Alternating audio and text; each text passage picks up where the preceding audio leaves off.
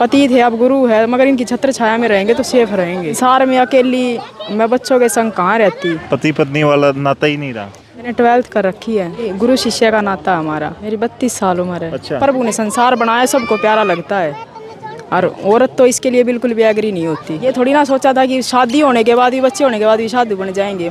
AC में रहते थे, बड़ी गाड़ियों में घूमते थे, पति इंजीनियर का काम करते थे आपके, तो अब बच्चों को तकलीफ तो होती होगी इससे। महाराज जी ने पहले बाणा लिया था, फिर इनके संग मैंने लिया है। रिश्ता ही बदल दिया हमारा। उसके बाद पति पत्नी से हम गुरु शिष्य हो गए। दर्द आपको नहीं होता कि इतनी धूप में, इतनी वहाँ पे टेम्परेचर हाई रहता है, हीट रहती है, तो वहाँ पे आपने इनको बिठाया है? वो जो आग पड़ती है ना, वो इनके ऊपर नहीं पड़ती, हमारे ऊपर पड़ती है। साधु बन जाएंगे, आपके पति भी साधु बन गए, इन बच्चों का क्या होगा, उनके फ्यूचर के बारे में? गुरु शिष्य का नाता हो गया। अब इनका तो ये हक भी हो गया कि ये मेरे को ज़्यादा कुछ कह भी नहीं सकती। मैं दीक्षा लेने के बाद ये औरत का पर्दा हट जाता है कि औरत मर्द, ऐसा कुछ नहीं होता। मैं साइड इंजीनियर रहा हूँ, रिग ऑपरेटर हूँ कंस्ट्रक्शन के काम में। गर्मी नहीं लगती आपको? लगता तो सब कुछ है। अंचल नाथ जी हैं, ये अभी भी तपस्या से उठ के आई हैं। कुछ फील हो रहा है ऐसा कि बीपी लो, या ऐसे काफ़ी टाइम से गर्मी में थी, डिहाइड्रेशन या ऐसा कुछ?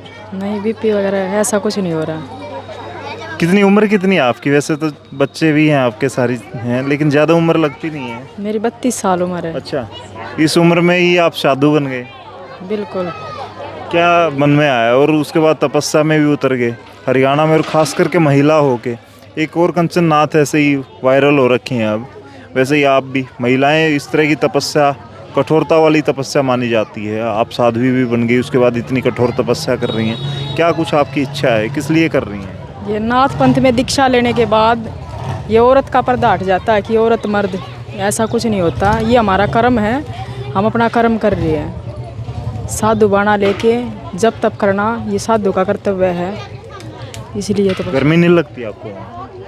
लगता तो सब कुछ है, मगर ये हठ क्रिया किसको बोलते, इसी को बोलते हैं हठ योग करना। कितने घंटे बैठती हैं आप वहाँ? 2.25 घंटे, 12 से 2.25। 12 से 2.25। वहाँ उपले डेली बढ़ते जाएंगे, ऐसा होता है? हाँ जी बिल्कुल। तो 5 धुनी है, वहाँ पे टेम्परेचर ज़्यादा ही होता होगा, तो कभी ऐसा होता है कि डॉक्टर की या फिर ऐसी कोई नीड पड़ती हो आप? नहीं, ऐसा नहीं होता। इतनी कठोर तपस्या के पीछे का मोटिव क्या है आपका? कुछ नहीं, बस ये अपने नगरी के लिए कर रहे हैं।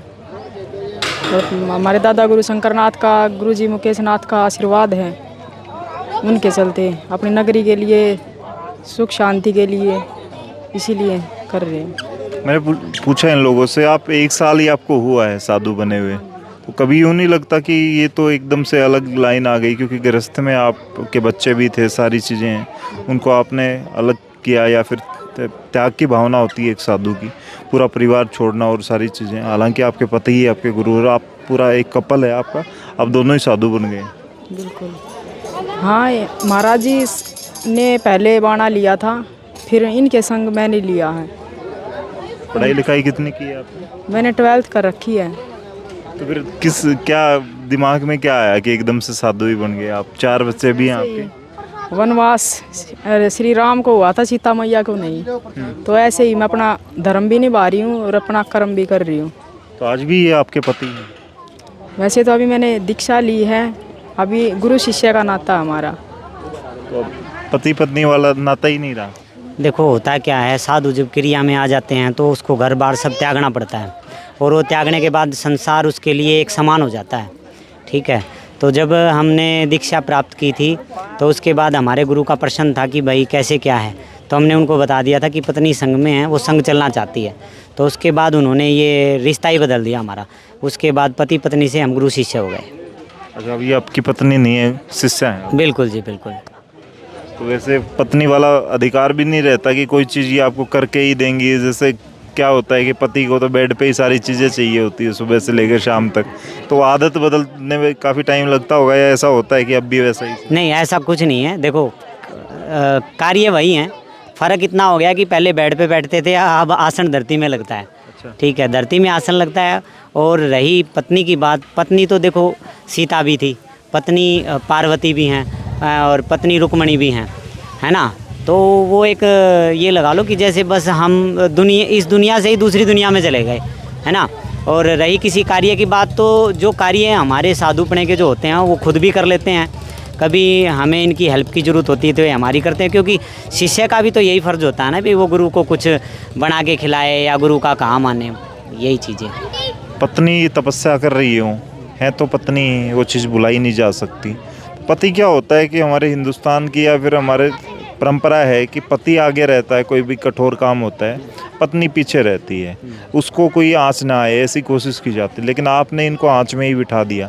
ये दर्द आपको नहीं होता कि इतनी धूप में इतनी वहाँ पे टेम्परेचर आ ही रहता है, हीट रहती है, तो वहाँ पे आपने इनको बिठाया है? देखो पहले तपस्या मैंने भी की है और इनकी फर्स्ट टाइम तपस्या है।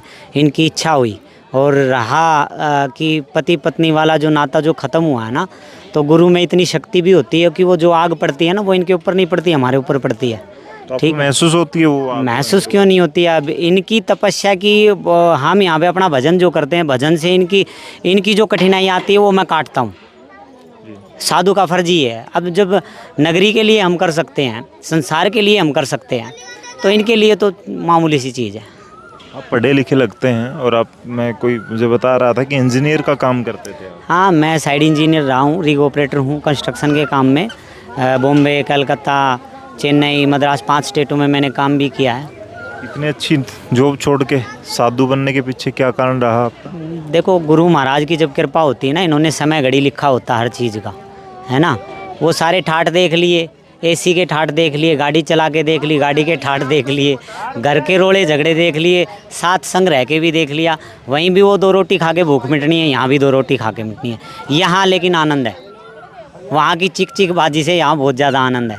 पत्नी वाली चिक चिक यहाँ नहीं होती है। वो शिष्य गुरु शिष्य का नाता हो गया। अब इनका तो ये हक भी हो गया कि ये मेरे को ज़्यादा कुछ कह भी नहीं सकती।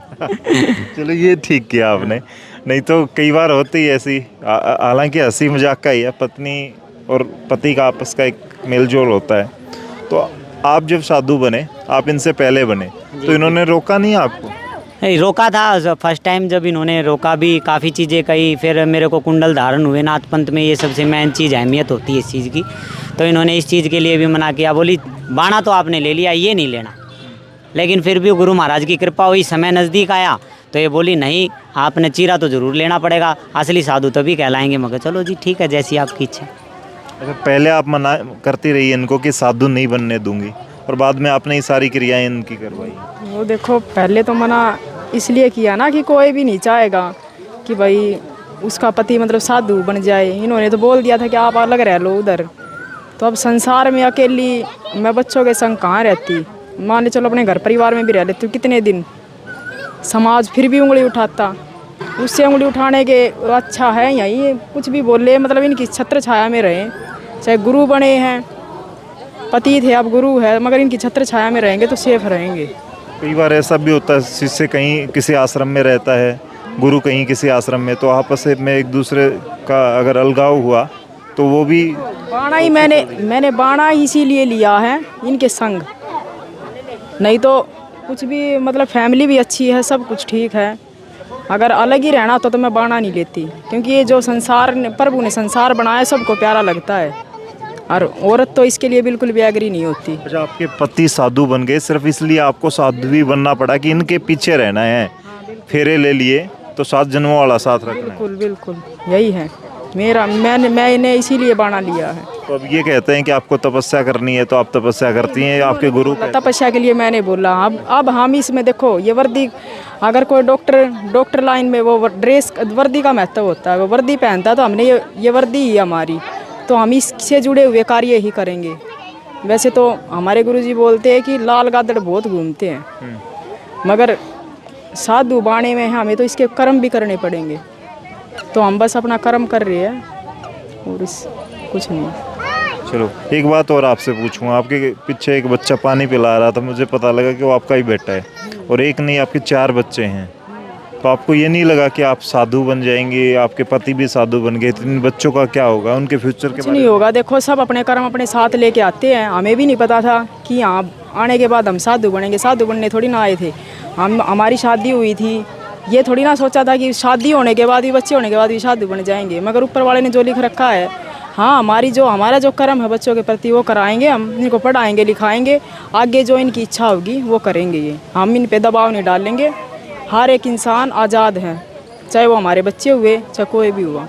बच्चे अगर जिद करने लगे कल, या फिर उनको भी अगर वो ऐसे आश्रम में रहे, पहले वो एसी में रहते थे, बड़ी गाड़ियों में घूमते थे, पति इंजीनियर का काम करते थे आपके, तो अब बच्चों को तकलीफ तो होती होगी इस चीज़ की। नहीं देखो जैसे कच्चा घड़ा होता है ना, बच्चे भी ऐसे ही होते हैं, उनको जैसे डालेंगे वैसे डल जाएंगे वे। अभी इतने बड़े नहीं हुए हैं वे, अभी उनको जैसे माहौल में हम रखेंगे वैसे रह लेंगे वे। तो एक माँ अगर बच्चे भी साधु बनना चाहेंगे तो उन्हें नहीं रोकेंगे? नहीं रोकेंगे, बिल्कुल नहीं रोकेंगे, बनेंगे तो बनाएंगे उनको। एसी वाली लाइफ और ये वाली लाइफ में डिफरेंस कितना है? ये अति सुंदर ठीक है, दोनों ही ठीक है। वो अपने समय पे वो भी ठीक थी और ये भी ठीक है।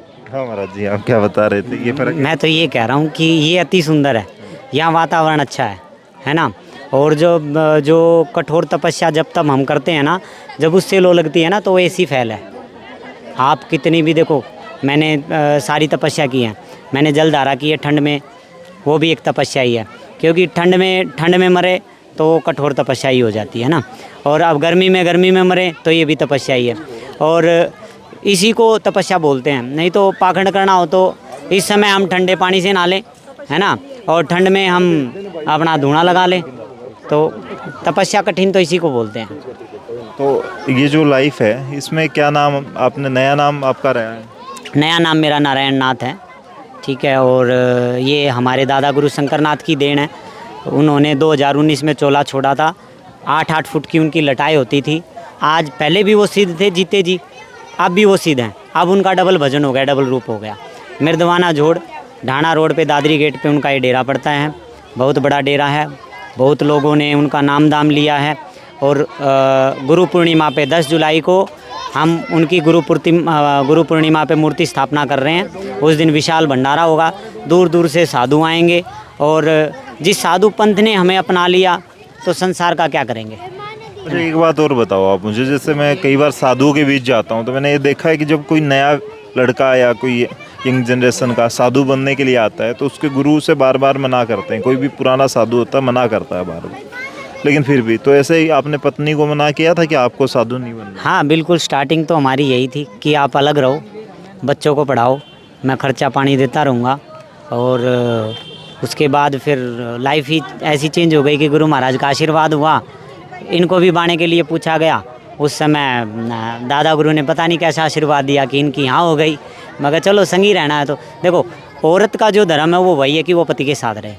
और मैंने जो इनको बोला था ना कि आप घर पे रहो, दूर रहो, तो उससे भी कहीं ना कहीं कोई ना कोई नाम बदनाम वाला कार्य आ जाता है। कोई बोलता है कि भाई देवर घर में आ रहा है, जेठ घर में आ रहा है, तो वहाँ भी कोई ना कोई अड़चन तो आती है। अब ये संग रहने के बाद भी दूर रहती, मैं साधु बन गया तो उससे भी अड़चन ही आती, उससे भी कहावा सुनी होती कि ये तो मोटा बना अंडा है और पत्नी अलग घूमे। तो इन्होंने कुछ अच्छे विचार, इन पे विचार विमर्श करके मेरे साथ संग रहने की सलाह ली। अच्छा, बच्चों का क्या सोचा आपने? फिर उनको पढ़ाएंगे जितना पढ़ना है उनको उनकी लाइफ तो डिस्टर्ब ना हो? नहीं, उनकी लाइफ कोई डिस्टर्ब नहीं होगी।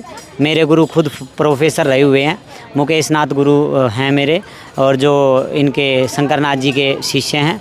और शंकरनाथ जी हमारे दादा गुरु हैं, मेरे गुरु मुकेश नाथ जी, ये उनकी पोती चेली है ना। तो मेरे गुरु ने ऐसी शिक्षा दी, उन्होंने कहा इनको पढ़ाओ लिखाओ जहाँ तक पढ़े, ठीक है। तो हमारा एम यही है, जो पहले वाली शिक्षा दीक्षा है हम पहले उनको वही देंगे।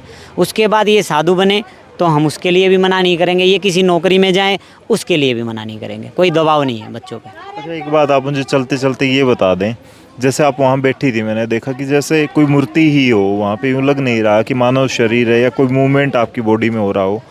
तो उस दौरान आपको कैसा फील होता है जब ऐसा होता है? तो वहाँ बैठती हैं तो गर्मी की वजह से सुन्न हो जाती हैं आप, या क्या कुछ होता है? नहीं, वो ध्यान में बैठा जाता है आपको, इसीलिए लगता है ध्यान किया जाता है। बैठते किस लिए, तपस्या किस लिए कर रहे हैं। अभी एक आके बोला एक पड़ोस से कि है ना भाई, तप करने का तो समय रहा नहीं। अब जैसे अब धूप नहीं होती ना, तो हम सूरज से तो रिश्वत दे के नहीं आए कि तुझे निकलना नहीं, इतना हम तपस्या बैठे। हम सिर्फ भजन करने के लिए बैठते हैं। भजन करते हैं तब ऐसा ही होता जब उसमें लगन लगती है प्रभु में। और ये तो अब दिख रहा है कि हमने बाणा ले लिया। भजन तो हम बचपन से ही कर रहे हैं। अब जब छोटे थे तब से ही, मैं 5 साल की नवरात्रि रखने स्टार्ट किए थे मैंने, और तब से ही मैं भजन, मतलब बचपन से ही भजन है। बस ये फ़र्क इतना है, ये अब ये वर्दी का है, कि हाँ भाई अभी एक ही साल बाणा लिए हुआ है, वो अभी से पहले इतना कैसे, ये कई जन्मों का होता है। तो वहाँ ऐसा कुछ खास महसूस होता है, ऐसा कि कुछ शक्ति आपसे बात कर रही है या कुछ? नहीं नहीं, ऐसी ये सब चीज़ें बताने की थोड़ी ना होती है, ये साधु की अपनी गुप्त क्रिया होती है। फिलहाल ये हम डाना रोड पर खड़े थे भिवानी में, और ऐसे बहुत सारे जगह हैं जहाँ पर पुरुष जो साधु हैं वो शायद तपस्या करते आपको मिलेंगे, लेकिन महिला साधु जो हैं वो भी तपस्या कर रही हैं, इतनी कठोर तपस्या कर रही हैं आग के बीच में बैठ करके। आप लोग क्या कुछ कहेंगे? हिंदुस्तान में बहुत सारे साइंटिस्ट हैं जो सोशल मीडिया पर बहुत कुछ लिखते हैं, इसके इतर अगर बात करें, बहुत सारे लोग हैं जो आस्तिक हैं और हिंदुस्तान के साधु सन्यासियों की जो देवभूमि कही जाती है, साधु सन्यासियों की भूमि कही जाती है हिंदुस्तान, तो इनकी मान्यता भी है। बहुत सारी ऐसी जगह हैं जहाँ पे अलग अलग आश्रम हैं, वहाँ पे लोगों की आस्था होती है, तो लोग जाते हैं। यहाँ पे भी काफ़ी भीड़ थी, भक्त आए, हमने उनसे बात की, महाराज जी से बातचीत की। कैसी है ये बातचीत, आपको लगी, उसके बारे में लिखें, इस वीडियो को शेयर करें। तब तक के लिए धन्यवाद। राम राम, जय।